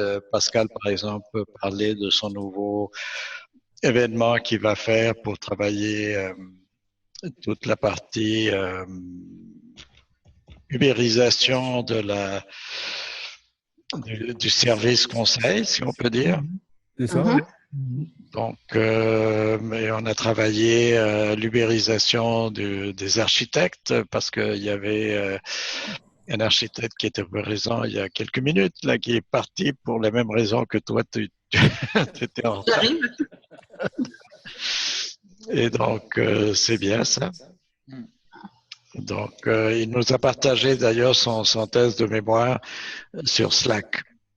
Alors, si vous êtes sur le Slack Collab du savoir participant, vous avez accès à sa thèse de mémoire où il fait tout un travail très, très intéressant sur la vague numérique au niveau de l'architecture. D'autres commentaires sur ce qu'on a fait là pour permettre à Dalila puis Virginie de nous rejoindre là? Non, mais la question était simple, c'était le rapport homme-travail, simple révolution ou transition ou évolution. Et donc la question était ouverte et on a essayé de débattre, on a beaucoup débattu sur ces approches-là. Okay. Voilà. Donc, si vous avez une opinion, on peut continuer. Hein. Ah, oui, moi j'ai bien une opinion, mais comme je ne sais pas trop ce que vous avez dit avant. Bah, justement, c'est pas grave. Justement. Vas-y. Oui, moi je vois, comment dire, l'évolution au niveau des rapports de travail. Bon, maintenant on n'est plus obligé d'être tous dans le même bureau, donc ça c'est déjà une chose. Même pour travailler avec des grosses sociétés, là j'ai un mandat là, qui va se mettre en route où je vais avoir une intervention à distance alors que tous les autres seront en présentiel. Donc ça fait quand même des gros changements. Moi ce que je vois surtout, c'est que, enfin je suis plutôt dans la formation en fait finalement, que en fait Internet était virtuel en fait jusqu'à encore il y a quelques mois, quelques années. Et maintenant, donc l'Internet était basé, je dirais, sur du virtuel, sur la construction de l'esprit en fait. Donc, sur les réseaux sociaux, par exemple, on échangeait des souvenirs, des photos, mais des choses, je dirais, plus de l'ordre, je dirais, intellectuel. Aujourd'hui, Internet, moi, je vois depuis quelques mois, quelques années, puis je le vois par le lab où je suis coordinatrice. Maintenant, il y a une mutation où, en fait, les gens construisent des choses ensemble via le net. Et c'est ça me, comment dire, je trouve ça assez fascinant. Avant, les gens étaient chacun dans leur coin et échangeaient ce qui leur était propre. Les souvenirs, comment dire, les idées. Maintenant, il y a de la co-construction via Internet qu'il n'y avait pas avant. Et comment dire, je trouve que je dirais que c'est la mutation que moi je vois depuis, la dernière mutation que je vois qui est vraiment importante, qui émerge vraiment depuis quelques mois, c'est ça en fait. C'est vraiment de dire on co-construit ensemble, par exemple une nouvelle société. Il y a plein de gens qui sont sur des groupes de discussion, mais pour co-construire après, avoir, je dirais, une application directe dans la vie en fait. Et c'est pas la vie qui vient vers Internet, c'est Internet qui va vers la vie et qui fait du lien entre les gens, mais aussi du lien, je dirais, constructionniste par rapport au terme de constructiviste qui vient de construction qui vient de l'esprit. Maintenant, on va vers du constructionnisme, c'est-à-dire le constructionnisme, c'est un terme qui a été développé dans les années 70 par le MIT, où en fait, il faisait travailler les enfants et des groupes de travail en laboratoire autour de la construction collective en fait.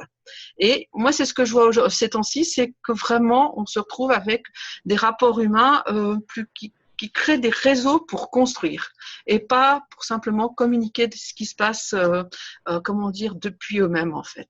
Donc voilà, c'est ce que je vois moi au niveau du numérique. Les grosses mutations qu'on a ces temps-ci, c'est vraiment ça. C'est-à-dire qu'on passe de cette notion du virtuel constructiviste au faisons des choses ensemble via Internet sur le terrain, mais et le lien qu'on a, il se fait via Internet en fait. Et ça, c'est très. Non, vas-y, excuse-moi. La technologie a beaucoup évolué. Ouais, c'est ça, ouais. Et on voit récemment la dernière application, par exemple, de Microsoft Office, elle permet de faire du travail en temps réel. Donc ces éléments-là permettent facilement de faire de la co-construction ensemble. Encore faut-il avoir la méthodologie pour le faire, parce que c'est pas évident de travailler en temps réel. On l'a vu avec Pascal et d'autres personnes à une époque, on a essayé de faire un événement à Montréal et on était 5 et puis il y en avait 2 qui travaillaient par exemple sur Google Doc, enfin le Google Excel, et puis ils construisaient ensemble le budget. À côté, on avait sur le Google Doc, ils construisaient l'argument marketing et ainsi de suite. Donc, et au bout d'1h30, on avait réussi à clôturer notre travail et à partir sans avoir d'autres travail à faire par la suite. Mais cette façon de faire, elle est pas évidente. Tout le monde n'a pas la capacité à mobiliser les compétences, les connaissances tout de suite. Et est-ce que les personnes ont envie de le faire? Parce qu'après, on se retrouve face à des stratégies d'acteurs, à des stratégies politiques qui est de dire, bon, est-ce que je veux partager ou pas ma connaissance et comment je veux la partager, quoi. Je dirais que moi, j'ai une vision par rapport justement là que je coordonne, où les gens se mettent ensemble par rapport à un projet ou par rapport au fait de vouloir aller jusqu'au bout de la formation. Et ils apprennent, de fait, comme ils ont un objectif commun, c'est l'objectif commun qui fait que les gens ont envie de se former. C'est l'objectif commun qui fait que les gens collaborent ensemble.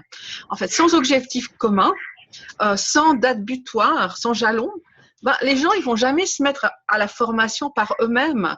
Tandis que là, on se retrouve avec des équipes de 10 et sur ces équipes de 10, ils sont tous obligés de se mettre au drive, ils sont tous obligés de se mettre au hangout parce que si ils ne se mettent pas ensemble au drive et au hangout, ils n'arrivent pas à communiquer parce que les équipes sont des équipes de 10, mais c'est des personnes qui viennent d'un peu partout dans le monde. C'est-à-dire qu'il peut y avoir des gens d'Haïti, des gens d'Afrique, des gens de Belgique, des gens du Canada dans la même équipe.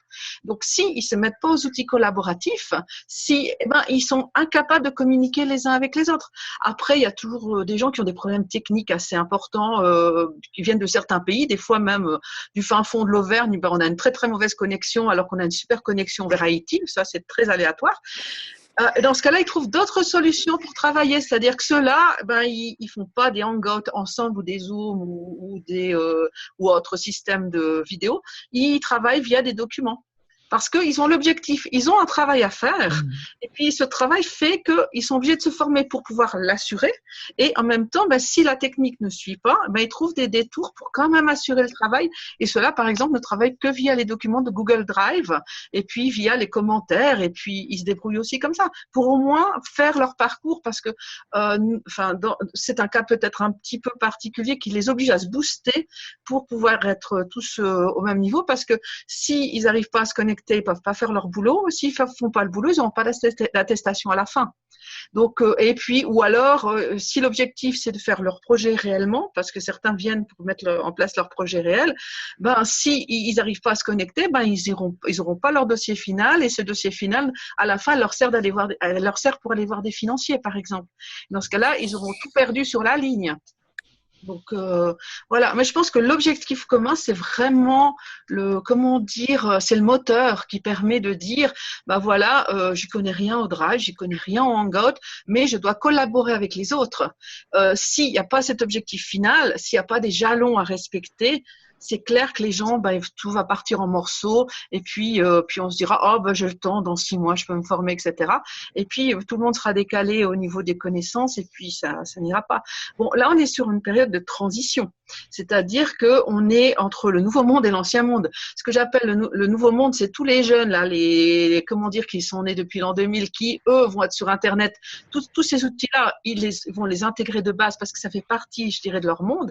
Puis tous ceux d'avant, où je pense que, je sais pas qui est avec nous, mais je pense que tous ceux qui sont en dessous de, au-dessus de l'âge de 35 ans, ils sont dans ce cas-là, ils sont pas nés avec Internet, hein. Et puis, tout est un petit peu, tous les niveaux sont disparates, et c'est ceux-là qui doivent se former, c'est ceux-là qu'il faut booster, et puis c'est ceux-là qu'il faut convaincre de se booster, dès que c'est important, parce que dans 5 ans, dans 10 ans, s'ils le font pas, ils seront complètement largués. Et ça, c'est un choix personnel, mais c'est aussi un choix professionnel, parce que c'est clair que si on manage une équipe, je sais pas moi, de 100 personnes, et puis qu'aujourd'hui les 100 personnes sont en présentiel, puis que dans 10 ans les 100 personnes seront à la maison ou sur des sites extérieurs, ces gens-là, ils pourront plus manager parce qu'ils n'ont plus les compétences pour aller manager 100 personnes qui seront plus réellement en présentiel face à eux, quoi. Et ça, voilà.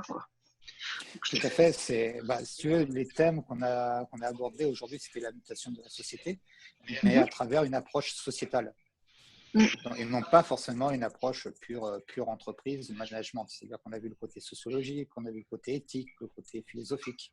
Et c'est pour ça qu'en fait, on a eu une conversation très intéressante. C'est dommage que tu n'as pas été là, parce que ça aurait été génial, mais c'est un peu tout ça, ce mouvement de fond qu'on est en train de subir actuellement, où on se pose la question, est-ce qu'on est dans une évolution, une transition, une révolution? Quelle est la perception que chacun se fait de ces points-là, parce que c'est forcément lié à son acquis social et ses expériences. Et donc, c'est toute cette approche un peu sociologique qu'on a abordée aujourd'hui sur le thème de la digitalisation. Mais De mon je trouve que c'est important de ce que Virginie apporte, se mettre ensemble avec un objectif commun. Donc, Ouais, c'est bien vrai. cerné, on n'avait pas cerné cet aspect-là.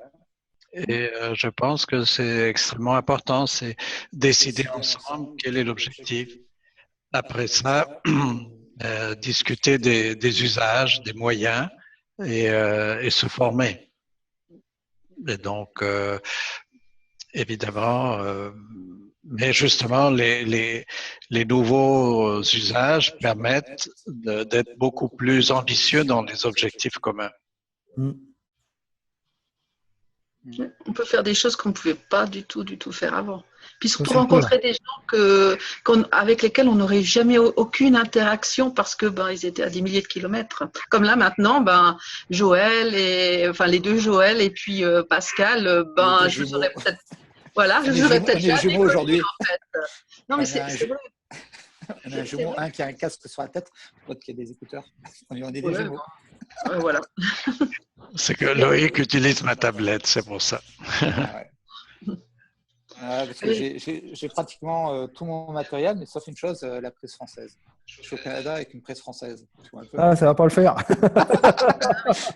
Et j'ai oublié. Donc, je pique les choses, je pique les moyens des autres pour pouvoir dialoguer. Puis tu te débrouilles de toute façon, voilà, c'est ce qui compte. Oui, tout à fait. C'est ça l'idée. On veut dialoguer, ça c'est l'objectif commun aujourd'hui, dialoguer sur la vague numérique. Il est clair que le numérique va encore prendre de plus en plus d'ampleur dans le temps et va modifier énormément nos rapports. Donc, la robotisation, comme Pascal parlait de tout à l'heure, mais même dans l'entreprise, demain, on aura peut-être une petite puce implantée dans le corps qui va nous permettre de faire des achats ou qui vont nous permettre de circuler dans une entreprise. Il y a déjà des tests qui sont faits, je crois, en Norvège ou en Hollande, où certains acteurs servent de cobayes par rapport à ça. Donc, l'homme est en train de se numériser lui-même en tant que tel. On ne sera plus que des 0 et des 1.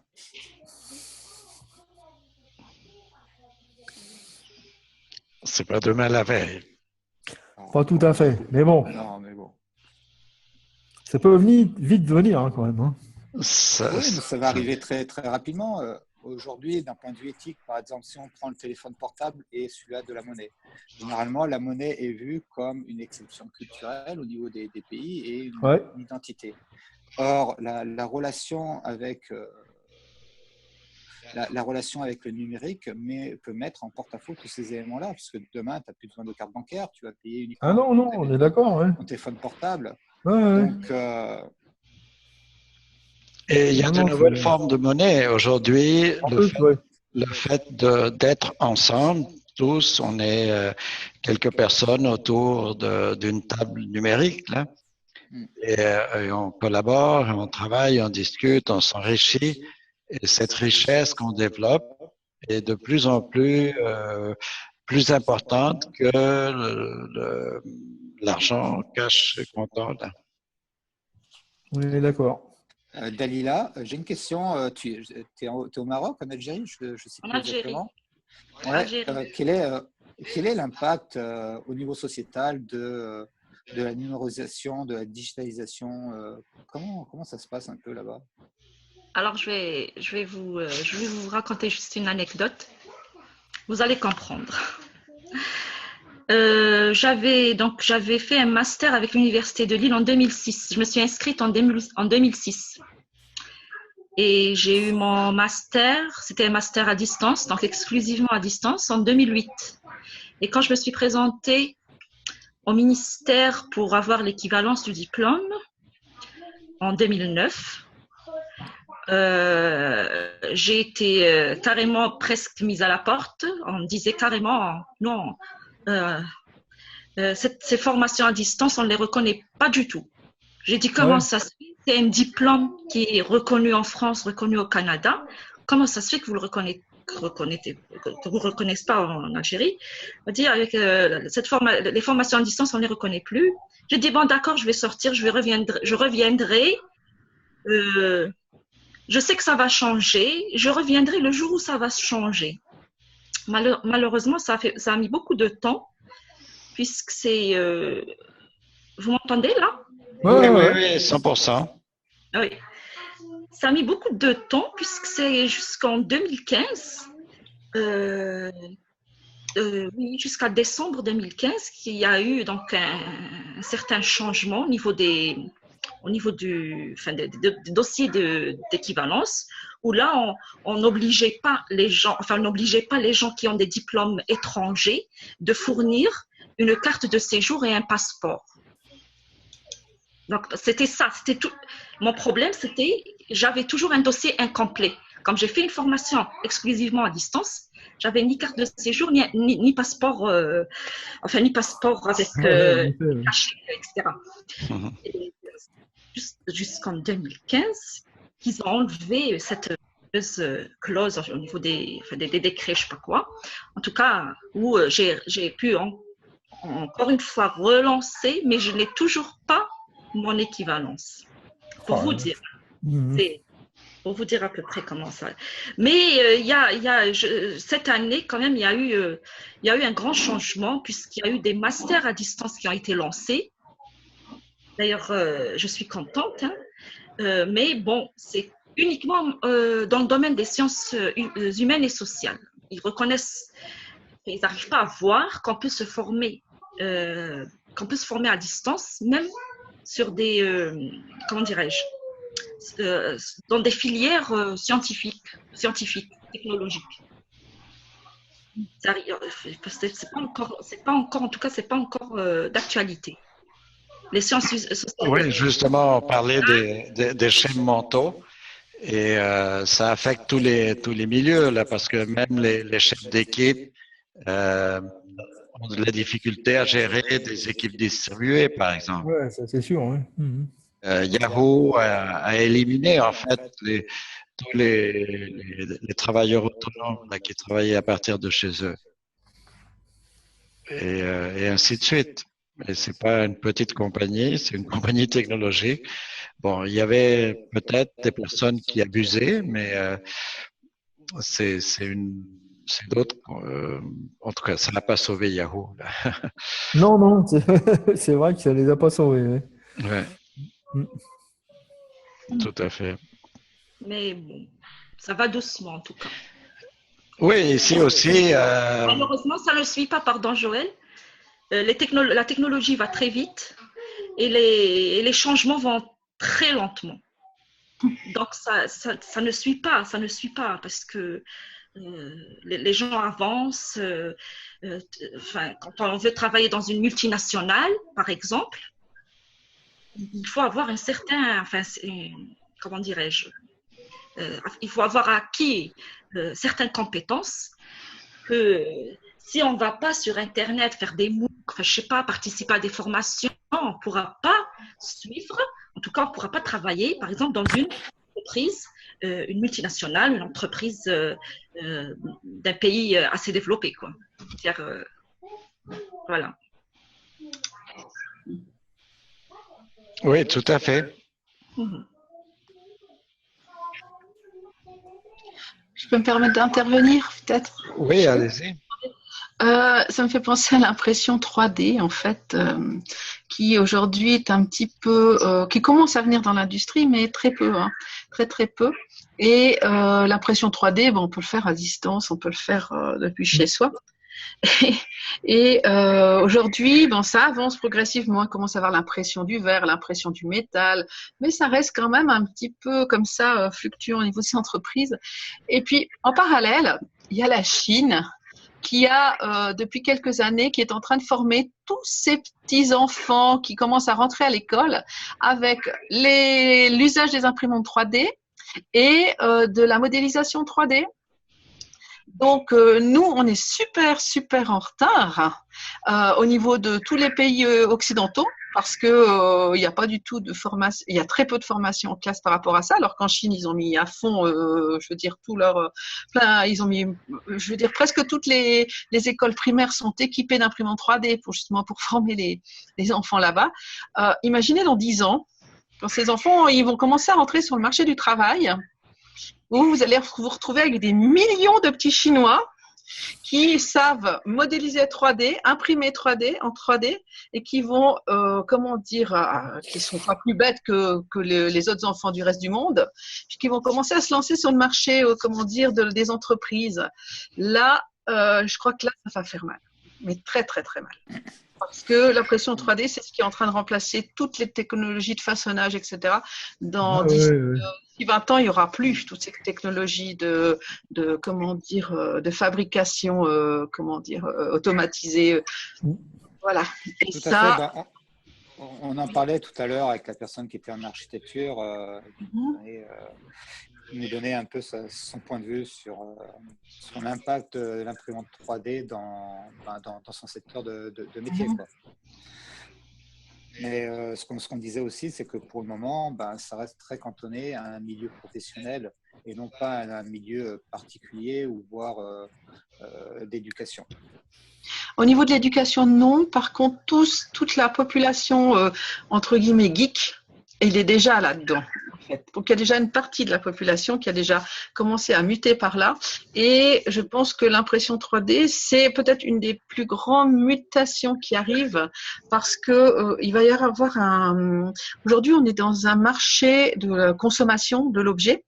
Or, avec l'impression 3D, le jour où les imprimantes 3D arrivent dans les maisons des uns et des autres, les objets n'auront plus la valeur commerciale, mais simplement une valeur d'usage. C'est-à-dire que si vous voulez avoir une jolie tasse, un vase, des objets pas trop grands mais quand même, vous n'irez plus les acheter sur sur Internet ou dans vos magasins. Ils vont se les faire eux-mêmes, en fait. Donc là, la valeur de l'objet, il aura la valeur de la matière première que vous pourrez acheter, en fait.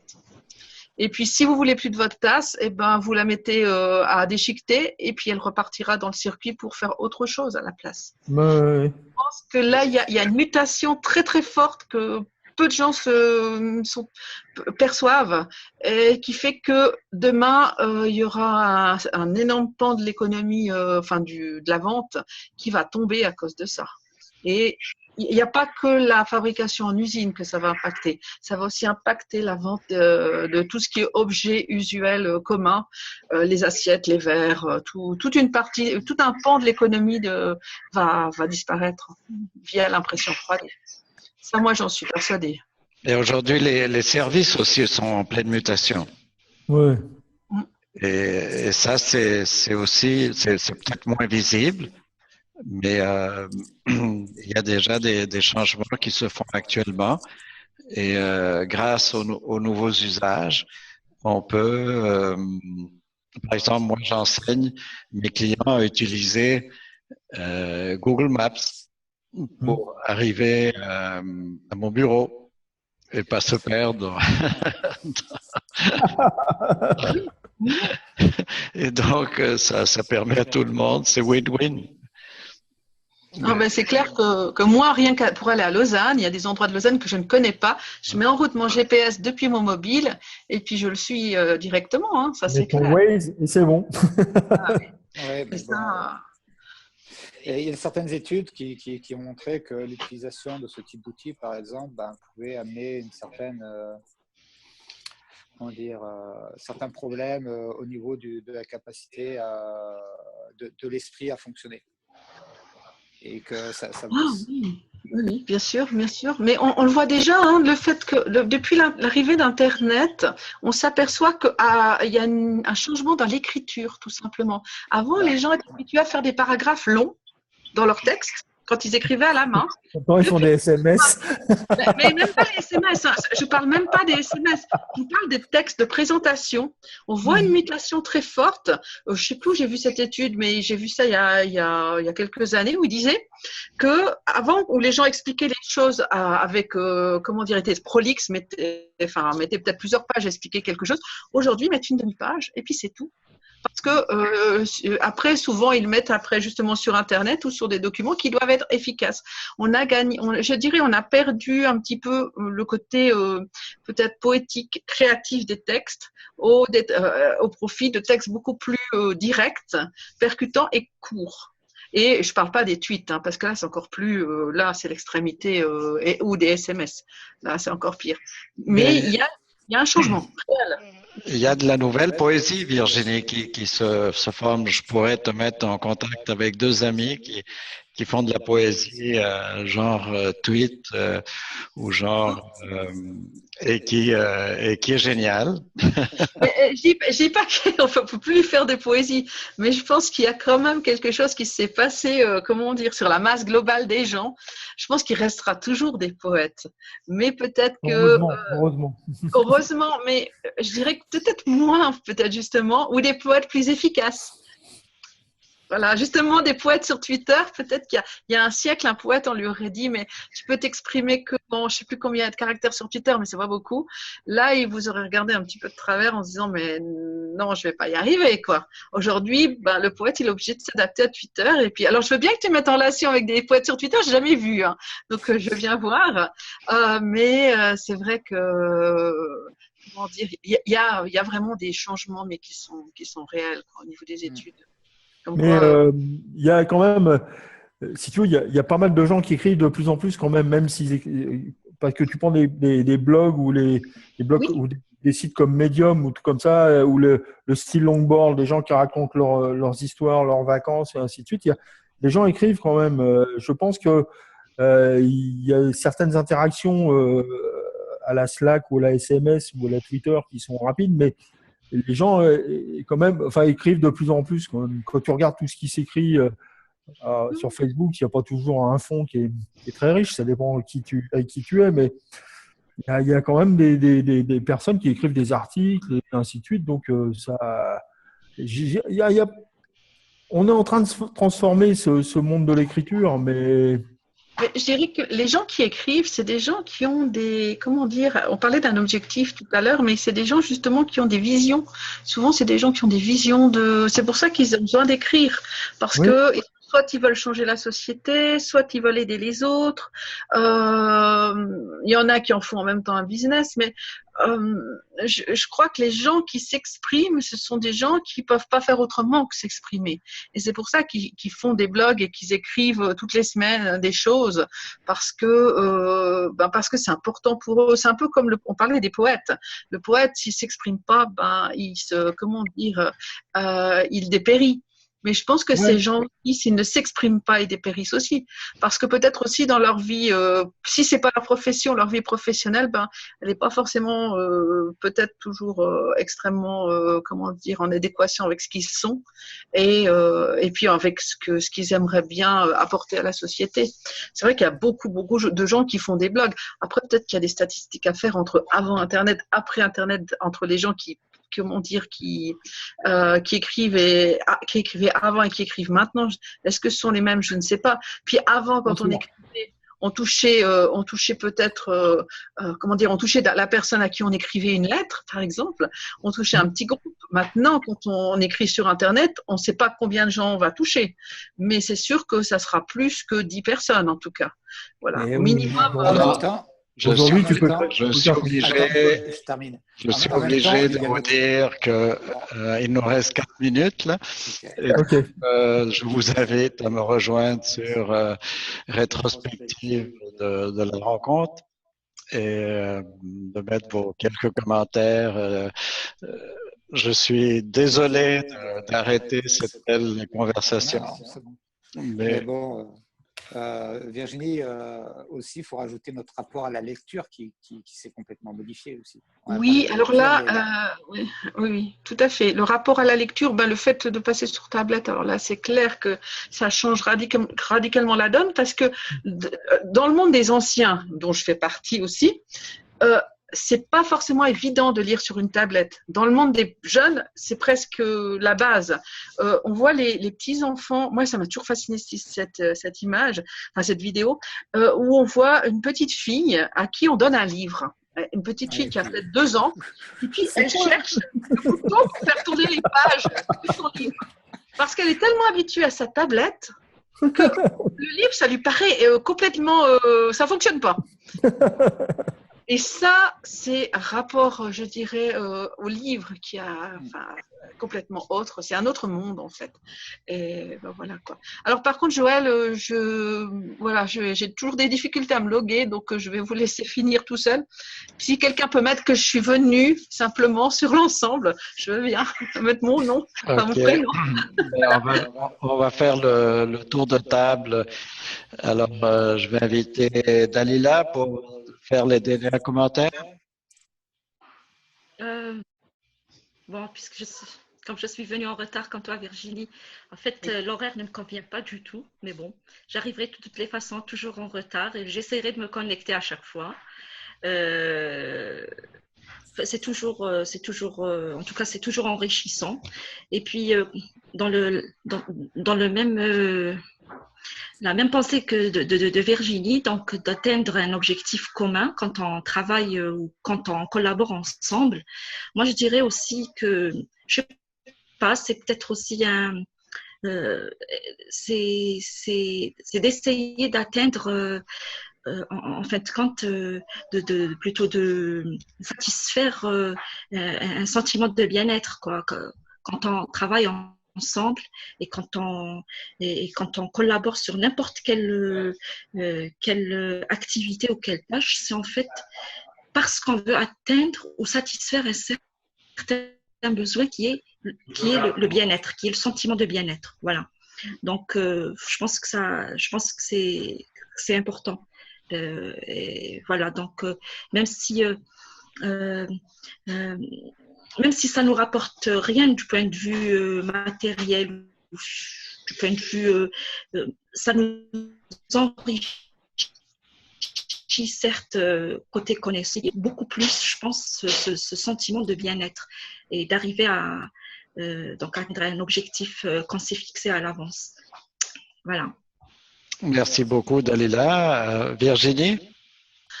Alors, moi, je dirais que je partirais sur je ne sais pas si vous en avez parlé, mais on dit que les gens qui communiquent par Internet n'ont pas de vrai lien entre eux. Mais moi, je pense que c'est faux parce que si on a un objectif commun, qu'on arrive à faire un projet commun, on a des liens peut-être même plus forts, peut-être pas plus forts, mais aussi forts en tout cas que des gens qu'on voit en présentiel. Je dirais que ce qui compte, c'est d'avoir des souvenirs en commun pour créer du lien entre les gens. Et que ce soit par Internet ou en présentiel, je pense que c'est clair que par Internet, il manque certaines dimensions, mais on peut aussi avoir des souvenirs aussi forts et on peut créer des projets, je dirais, tout aussi intéressants, même quelquefois encore plus intéressants, parce qu'on peut se permettre d'avoir des compétences qu'on n'aurait pas en présentiel et qui peuvent se joindre à notre projet. Et ça, je dirais qu'on vit une période formidable par rapport à ça. Puis j'espère que ça va continuer encore longtemps, qu'on pourra tous communiquer comme ça longtemps les uns avec les autres, parce que c'est tout à fait intéressant de rencontrer plein de gens différents et puis qui sont super, quoi. Voilà. Virginie, on a fait le MOOC par équipe ensemble, c'est ça? Je pense, il me semblait bien, mais on était sur le même projet GDP, il me semblait bien, mais. Oui. Les étudiants, les collégiens décrocheurs. Les collégiens décrocheurs. Exactement. On n'utilisait pas beaucoup de vidéos à l'époque. C'était beaucoup plus la parole. Enfin, en tout cas, j'avais une très mauvaise connexion. D'accord. Moi, sur cette formation, c'était très, très atypique parce que je suis arrivée la toute dernière, l'heure avant de rendre la fiche de définition. Et puis, en fait, je me suis retrouvée dans le rôle de relectrice et restructuratrice de l'ensemble parce que c'était un projet qui avait duré sur plusieurs sessions et où il y avait 50 000 personnes, plein de sources différentes. Et moi, j'étais là pour restructurer, pour que l'ensemble soit cohérent et donne un projet final qui soit, comment dire, qui tienne la route et puis qui soit sympa. Donc, voilà. Donc, j'étais un peu à part de l'équipe parce que moi, j'intervenais tout à la fin. Puis, je reprenais l'ensemble de ce qu'ils avaient fait, puis je remettais tout dans l'ordre. Donc, voilà. C'était bien. C'était bien. C'était une belle expérience, en tout cas. Oui, tout à fait. Merci Virginie et Dalila. Ouais, Alors, je Loïc. vais faire. Je vais reprendre un peu ce que disait Virginie. C'est vrai que le lien est important. Moi-même, je participe depuis longtemps à des forums de e-commerce ou autres. Et à force, entre les individus, on finit par se connaître. Et des fois, le lien se fait ou ne se fait pas. Ou éventuellement, il se fait temporairement par rapport à un projet ou un objectif. Donc ces éléments-là, même si on ne connaît pas la personne, même si on ne l'a pas vue, simplement le fait de partager un but, un objectif commun fait que sur une tâche précise, on va créer un lien pour répondre à un objectif précis, à un projet très précis. Et l'important n'est pas forcément directement la relation sociale directe qu'on a avec la personne, mais c'est plutôt une relation indirecte qui est en train de se construire. Après, ça peut aller plus loin en fonction de ce qui se passe ou ce qui ne se passe pas. Merci. C'est que j'ai des groupes de travail, c'est assez drôle. Des fois, c'est des gens très, très créatifs, très prolixes comme ça. Puis des fois, il y en a un qui dit « Ah, mais j'ai un nouveau projet, je veux tester un truc. Qui est-ce qui m'accompagne ?» Puis des fois, je me retrouve dans un projet auquel je connais rien du tout. Et puis, dans l'équipe comme ça. Et puis, parce que les liens sont créés, puis on sait les compétences qu'on a les uns avec les autres. Puis, on peut se retrouver dans des projets complètement fous comme ça, comme le projet Acton MOOC de Guillaume Laurie, qui était assez fascinant parce que j'y connaissais rien. Puis, il nous a lancé un appel en disant « J'ai besoin de monde pour m'aider ». Et puis, on l'a tous rejoint, enfin, une partie. Et puis ça a donné un super projet. Et puis voilà. Non, mais il y a une certaine coopération qui peut se faire. Par exemple, moi, ça m'est arrivé de lancer sur LinkedIn une question dont j'avais besoin de répondre. J'ai mis la question sur LinkedIn et puis comme ça, du jour au lendemain, personne ne connaissait personne. Puis j'ai eu plein de réponses. Qui ont permis éventuellement de résoudre. Donc, il y a cet aspect réseautage, cette façon de faire qui est complètement nouvelle, qu'il faut se l'approprier, qu'il ne faut peut-être pas pousser, puisqu'en fait, il y a aussi des limites, mais ça peut être un cas vraiment très, très intéressant et très, très utile. Merci Loïc. J'inviterai Pascal à faire ses derniers commentaires. Ouais, moi aussi, on je t'autorise, Pascal, hein, parce que moi et Virginie, là, on est en train de parler. Hein. Écoutez, super séance. Comme vous dites, le virtuel, il y en a certains que j'ai rencontrés physiquement, que je rencontre régulièrement aussi, d'autres pas. Dalila et Virginie, je ne t'ai pas rencontré, mais il y a toujours comme je suis d'accord avec vous, il y a du lien qui se crée et le virtuel crée du lien, même s'il n'y a pas que toujours du physique. Et le physique, c'est bien agréable de se rencontrer dans la vraie vie aujourd'hui. Donc, je voulais vous remercier en fait pour encore cette séance géniale parce que là, on a eu des super échanges. C'est super. Et donc, j'attends Joël pour qu'il nous donne la date du prochain. Merci beaucoup à tous pour votre participation. C'est absolument génial. Donc, étant donné l'heure, moi, je dois fermer la séance. Oui, je dois y aller aussi. Et puis, je ne veux pas rater mon train. Et puis libérer la salle. Mais je suis extrêmement content de la séance. Et puis, je vous dis simplement à bientôt. Et puis, je note qu'il faudrait réviser l'heure.